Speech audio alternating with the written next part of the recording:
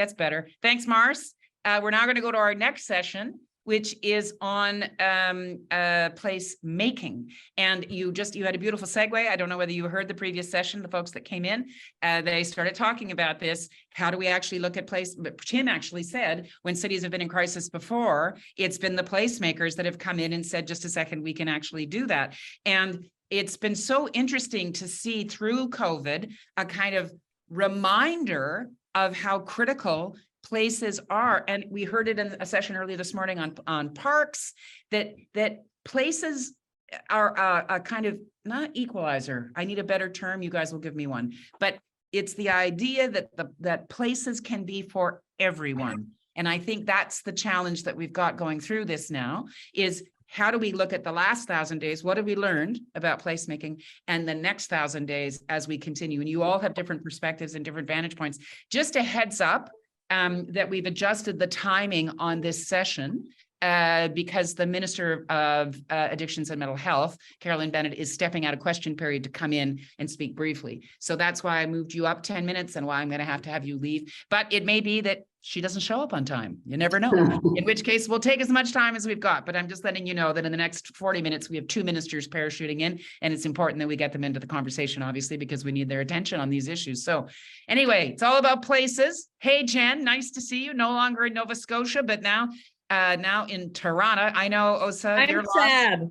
Lost. You're lost. Toronto's gain.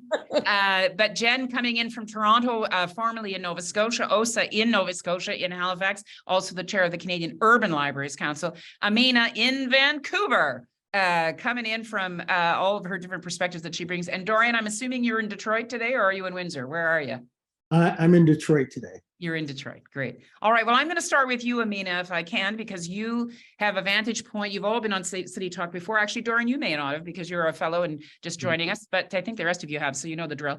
Amina, can you start thinking about key lessons from the last 1,000 days and then the next 1,000? And we've got about 20 minutes together, so pithy is good. And you've had a number of different perspectives that you've been engaged in the work that you do there. So we're keen to have you provide your perspective first. Thanks. Absolutely. So a lot of discussion so far. I've been listening in. Really, really great job facilitating this, Mary.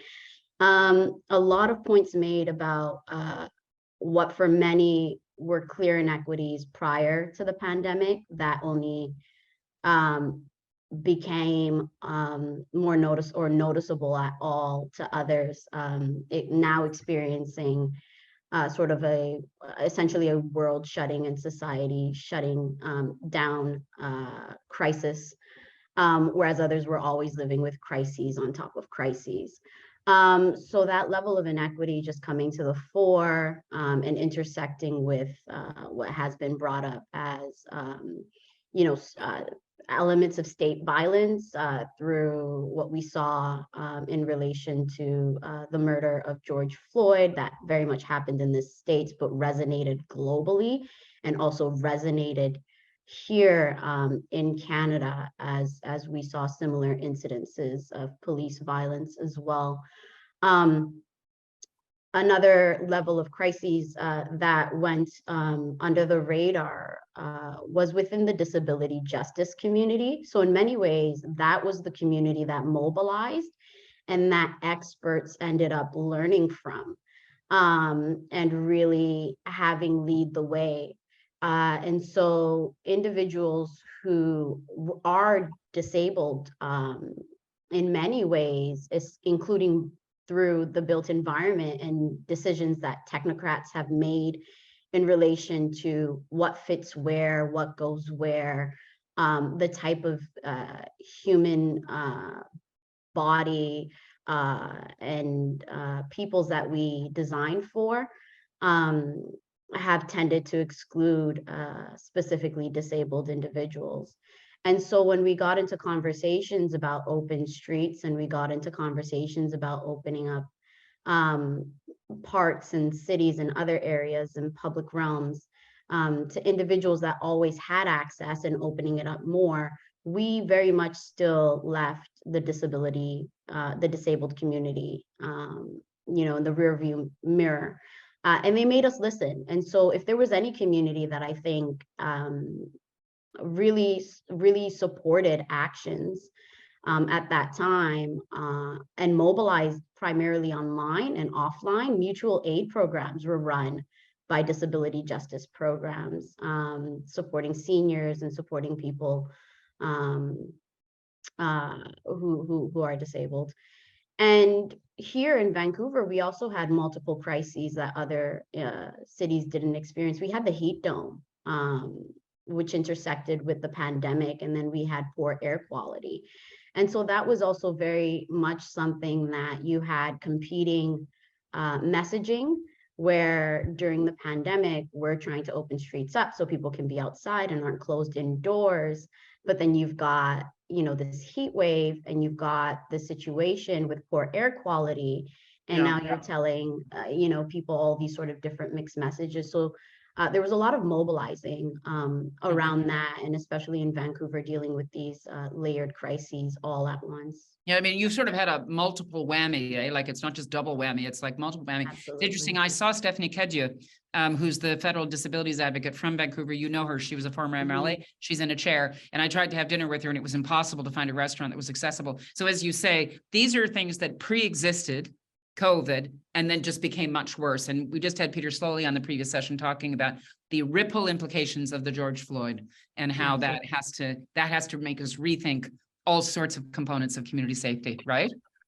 And I'm sure the Planning Commission is at the forefront of looking at the relationship between the built environment and how it delivers for people. I'm going to go now to Dorian if I can, because Amina set you up beautifully. Dorian is an urban designer, and he's in the actual business of creating places that work physically. So I'm going to go to Dorian, and then I'll come to Osa and Jen. Go ahead, Dorian. Good morning or afternoon, everyone. I think when I think about the effects of COVID and sort of the lessons learned, one of the main things I think about is sort of three areas that have affected urban design. And it's proximity, mobility, and utility. And what I mean by those three is when we think about proximity, there's been a greater emphasis on our own individual neighborhoods and downtowns, and being able to walk to and have proximity to all types of amenities, from daily amenities to weekly, monthly amenities. And so more focus on the places where we live, and now live and work because of work from home situations, which are becoming more and more normalized. And so the idea of proximity becomes very important. Secondly, of course, mobility. Throughout the pandemic, and even before, really, an emphasis on cycling infrastructure was really put in place. And again, this ability to travel locally sort of made that important. But mobility from the standpoint of walkability within areas became very important, and a topic that everyone's been talking about. And the pandemic just pushed that to the forefront, and how walkability can shape our communities. I think that's very important, and I think that's something that's here to stay. And then finally, utility. And the way I think of that is the utilization of our public spaces. And I think more and more we realize that, people need access to outdoor parks, green spaces, public spaces. But I think the key thing that we started to discover more and more is one thing that I'm always saying is that our streets are the quintessential public spaces, especially in North American cities.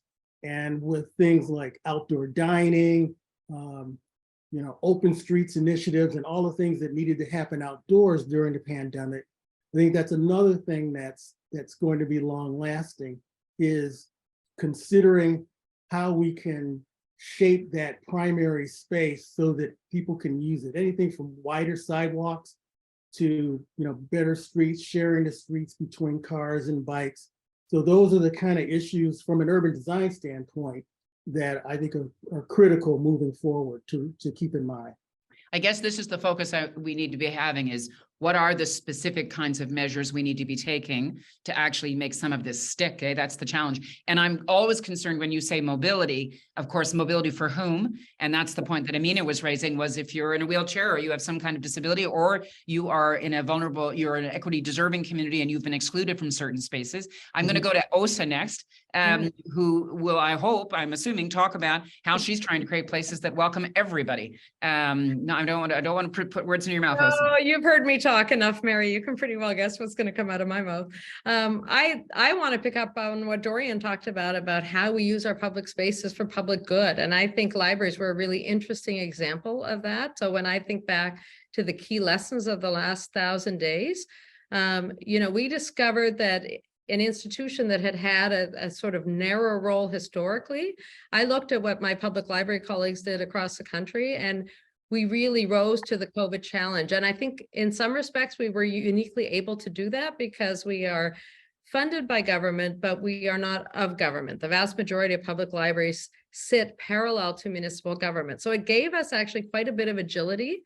If we had great library boards, we could move pretty quickly. And, I think about the things that public libraries did that many of us had not done. So, we handed out that technology that existed in our buildings, knowing that we had an eye on the people in our community who were most at risk, boosted Wi-Fi deep into neighborhoods, real concern about digital access, particularly when health information was provided digitally. Many libraries across this country would call older library users, people who we anticipated were at risk of isolation. What could we do with the information we had? And I think a lot of libraries became food distribution points for neighborhoods. So this idea of leveraging the public infrastructure in new ways for the public good, I think libraries really leaned into that over the last 1,000 days. And it has led, in a sense, to a bit of a library revolution. What we also discovered was dovetailing with public health worked really smoothly. So libraries hosted testing clinics. We became vaccination clinics. Public health officials in my community talked to me about people would come to the library to be vaccinated who had had difficult relationships with healthcare systems. So if we are that sort of anchor tenant in a neighborhood, we have the opportunity actually to think differently about how we serve, to move beyond the maybe original purpose of libraries. There's still plenty of learning and book distribution and storytelling that happens in libraries, but my system distributed 1.5 million rapid tests to community. We were a key player in community well-being because we were that trusted, our doors open onto community in a very, very natural way. And when you have an institution like libraries where everyone is welcome, people don't wonder if they will get that for free or if they have to pay for it, because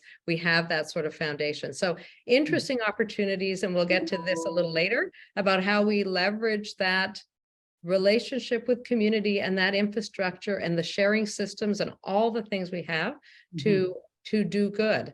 I also think, we think about information and we think about disinformation within our community. These last 1,000 days were a hotbed of disinformation permeating around how COVID spread, who the vaccine was for, whether it would work or not work.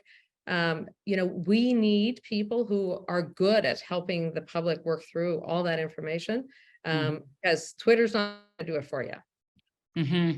I like this leveraging public infrastructure for public good. So you've always got a good soundbite for us, and also defining public infrastructure more broadly. Streets, we use streets quite differently, right? Jan, I want to go to you because you're actually stewarding now what is the sort of hybrid site. It's a public/private/community venue, and placemaking is often about those kinds of partnerships. So can I hear from you? And then I'm going to come back to Amina, who wants to throw in a couple of extra details from the Planning Commission. Go ahead, Jen. Yeah, thanks, Mary. And nice to see you, Osa, and to meet the others. I would say a couple of things. The first is, and it's piling on with others, public spaces matter. I come from a Crown Corporation background, stewarding a lot of key public spaces, and for years have been trying to make the case for place up against more traditional infrastructure investments and priorities. And what I found was it was sort of seen as the fuzzy stuff, the soft stuff that you do after the hard real infrastructure is built. like highways. And the trick is that there's never any money left after the highways are built, because the highways never end. And so what I think what COVID helped to do was to really spotlight the importance of public spaces in shaping how we live and who gets to participate for all sorts of incredibly important public policy priorities and outcomes for a community, among them health and well-being, combating racism and inequality, dealing with climate change, all of the things that your guests have been talking about. But I think the other thing, and some have begun to touch on this, that I think the pandemic did, was show us that we can do really hard things when we are aligned in common purpose. And I think place can be a really critical magnet for bringing even very diverse points of view and live experience together. And to me, among all the existential crises we're confronting, and I don't think they can be overstated, among the most dangerous and concerning is this crisis of polarization and eroding of social capital that undermines our very ability to solve the others. And so, I think picking up after COVID, we've seen all sorts of important sort of legacy of collaboration and centering public space in solutions. We've also seen a lot of the rise of populism and an increasing polarization. And I think Osa was beginning to touch on that too. And so I think public spaces are critical not only for the practical things they can solve for in being intentional about how we build them, but also that they bring us together in a way that social media doesn't, in humanity, to be able to build relationships and trust, hopefully rebuild some of the social capital that's been eroded to solve some of these really, I don't think it's an overstatement to say existential crises before us. Yeah, the stakes are high, right? And part of what we're trying to always balance is be aware of why it's significant. The challenges are significant and important, but you can also do something. You're not helpless, right? And they're urgent. And I think if we approach them with the same urgency that we did the public health crisis, and the same commitment that maybe drew us together across sectors, public and private and community, we may be able to advance solutions with the same pace, because it's at least as significant a life and death situation as the pandemic was. Yeah, I hear you. And that's a whole different take on long COVID, I think. Amina, back to you in terms of a specific example you wanted to provide of the Vancouver Planning Commission. Go ahead. Yeah, so one of the areas that the Vancouver Planning Commission pivoted really quickly on, just going back to the multiple crises that we were experiencing with the heat wave, where we saw an immense loss of life over the span of a few days, the Vancouver Planning Commission, whose mandate is to provide advice to mayor and council, immediately pivoted and put together a memo, which ended up being a motion that council saw through for short and long-term supports for the most vulnerable to extreme weather, who ended up being seniors. So I was also on the death review panel that was held by the province that dug into investigating that. And along with what we saw was a shortage of services, which has come up here, paramedic shortages, all of those different dilemmas, especially interacting with COVID related calls as well. But what we were able to get out of that were some immediate solutions around alert systems that we specifically in British Columbia did not even have at the time to alert people of extreme weather crises, and then have them be culturally specific, so in multiple languages as well. And then the other element that we worked to push forward was having the City of Vancouver update its building bylaw to allow for what essentially is a human rights need, which is air conditioning and cooling options. And that building code bylaw was passed to allow new buildings to have air conditioning in them. Now, we're still pushing and advocating for it to go a lot further, especially in affordable housing developments and especially in older concrete buildings where we need to see updates to maintenance bylaws that also permit, because that's where we saw an immense loss of life. And also natural air ventilation design principles and passive house design principles have to work in conjunction with human rights efforts like building in air conditioning. So that's one of the areas where we saw that need, and the VCPC, the Vancouver City Planning Commission, really mobilized to sort of push that through. And it's interesting hearing about libraries from OSA, because I was in Halifax, and when I was there, that's where I got my COVID test, and it was just so streamlined and wonderful. And one of the areas that we're working on with the City of New West now, where we where I advocate as well with the City of New West, is to integrate now with food insecurity crisis that we're experiencing with inflation, stagflation, is to sort of build in mutual aid programs that are tied to institutional bodies like libraries, like food programs. And that's something that we're just at the beginning of advocating and working on as well. You know, the thing about, we're going to run out of time here, as always, I keep saying to everybody, gee, I wish I had all of us in a room for a whole day. That will happen sometime. But the key point here is this relationship between the places that you steward and being flexible about the services that you can offer in them. And I guess that's, and then Amina's demonstrating that we can actually make changes to bylaws and things so that this can be done more readily and more efficiently. So it just, in a very brief sentence from each of you, OSA, as you look to the next 1,000 days, what do you think that we should be doubling down on? What's the best lesson that we've learned? And what would you say that, how should that be reflected in public policy, for instance? Well, you know, I want to piggyback on something Jen said. I think you talked about hard infrastructure like roads gets all the attention. If COVID taught us something, it is that this social infrastructure saves lives. It is absolutely fundamental, should be the first thing we spend our money on. This is about our people. And having that infrastructure to care for our communities, to create those opportunities to bridge differences, to bridge divides. You know, we had Hurricane Fiona come through Halifax. You know, they, just like during COVID, they came to our door. They came to our door during Hurricane Fiona, and we gave them coffee, and they charged their devices, and they picked up the Wi-Fi. And, you know, to me, we are not frivolous, and we are not going out of style. We need to sit at the center of the heart of the community. So this is, you know, this is true of all our public spaces. It is really about leveraging them. We get a great bang for our bucks on this kind of work. You know, the roads, sure, roads matter, but our people have to matter first, right? I'm going to go, we're right up against the time frame here. So Jen, a word from you, and then a word from Dorian, and then I'm going to go to the minister. Go ahead, Jen. Yeah, I'd say there's unprecedented investment in infrastructure, and it is a false choice between going fast to meet the challenges before us and being intentional and thoughtful about how that infrastructure investment is directed.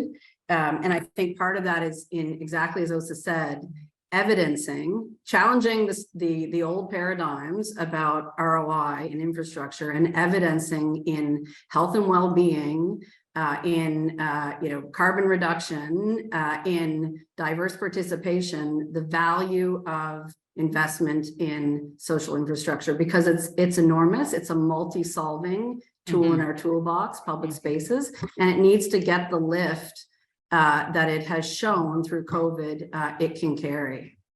Very last word to you has to be a very brief one, Dorian, to you. I think it comes down to looking for opportunities and capitalizing on those opportunities for public space. Looking at, like I said, our streets, but also our alleys, looking at parking spaces that's been done, all of these things. Where are these lost opportunities, and how can we capitalize on it? Absolutely. Places matter, people matter. They're in both of them. Thank you, Jen. Great to see you in your new role. Amina, thanks for coming in from the West Coast. Osa, I love the Halifax Harbor view behind you. Always important to hear how libraries are leading the way. Dorian, thanks for joining us. We're looking forward to having you as a fellow with us next year. Thanks, everybody. You too. Everyone.